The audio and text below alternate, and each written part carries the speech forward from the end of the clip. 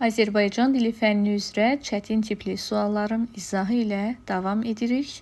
Bu tipli izahların tez-tez paylaşılması üçün indicə keçid edərək kanalımıza abunə ola bilərsiniz.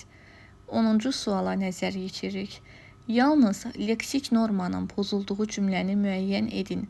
Bilirik ki, ədəbi dilin 3 norması var. Fonetik, leksik və qrammatik norma. Fonetik norma tələb edir ki, sözlər düzgün yazılsın, düzgün tələffüz edilsin. Qrammatik norma tələb edir ki, söz sırası düzgün qurulsun, sözlərdə şəkilçilərin ardıcılığı düzgün olsun və leksik norma tələb edir ki, sözlər düzgün yerində işlənsin. Bir ifadə düzgün yerində işlənsin və ya vulqar, var sözlərdən istifadə olunmasın.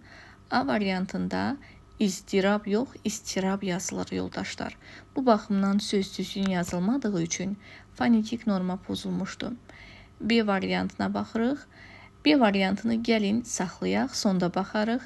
C variantında mahiyyət sözü 2Y hərfi ilə yazılmalıdır. Bu baxımdan fonetik norma pozulmuşdur.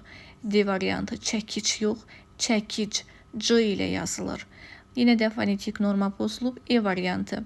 İndiki şairlər öz mürəkkəblərinə həddən çoxsu qatır yox, qatırlar olmalıdır. Uzlaşma əlaqəsi pozulub. Şairlər qatırlar. Əgər mübtəda cəmdədirsə və canlı anlayış bildirirsə, insan anlayışı bildirirsə, xəbər də qatırlar olmalıdır. Bu baxımdan cavabımız olacaq B variantı. Alçaqlarda uçmalısan ki, yerdə gəzənlərin sənə atdıqları daşa tuş gəlməyəsən.